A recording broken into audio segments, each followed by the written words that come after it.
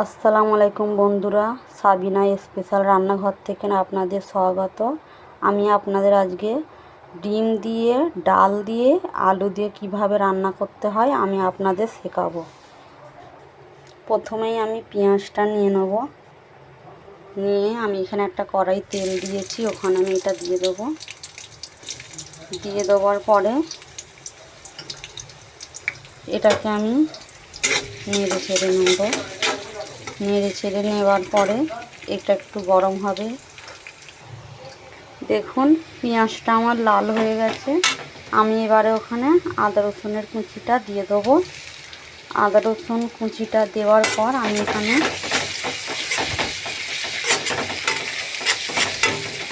নেড়ে নিয়ে আদা রসুনের যে একটা গন্ধ ছাড়ে ওটা ছাড়বে না, আমি এটা একটু লাল করে নেব পেঁয়াজের সঙ্গে দিয়ে। তারপরে আমি কাঁচা মরিচগুলো রেখেছিলাম ওগুলো দিয়ে দিলাম। এবারে আমি এর মধ্যে আলুটা দিয়ে দেবো। ধুয়ে আমি কেটে এটাকে রেখেছিলাম, আলুটা দিয়ে দিলাম।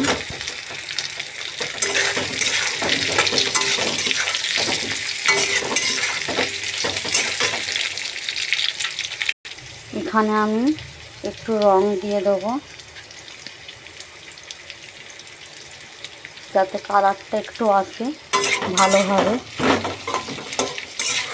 দেখুন সব আলুগুলো প্রায় লাল হয়ে যাচ্ছে কালারটা।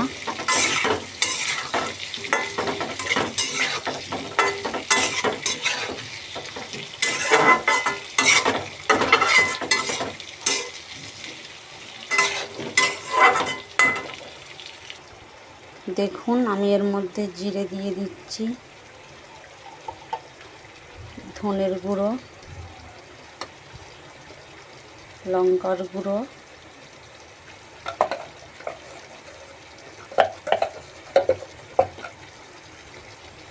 তারপর দিয়ে দিচ্ছি হলুদের গুঁড়ো। দেওয়ার পর আমি এইগুলোকে এভাবে নেড়ে নেব। নেড়ে ছেড়ে নেওয়ার পরে আমি এতে একটু পানি দিয়ে দেবো। এক বাটি আমি পানি নিয়ে রেখেছি।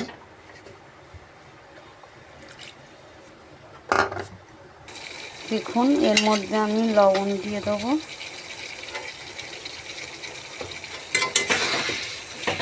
লবণটা দেওয়ার পরে আমি এখানে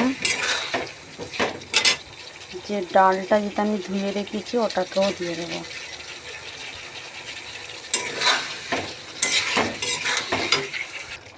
আমি এর মধ্যে যে ধনে পাতা কাটাটা ছিল এটা দিয়ে দেবো, টমেটো কাটা,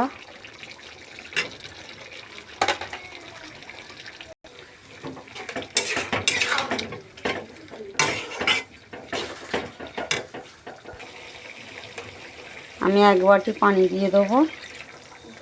দিয়ে আর এটাকে আমি ঢেকে দেবো, একটু নেড়ে নিয়ে আর ঢেকে দেবো।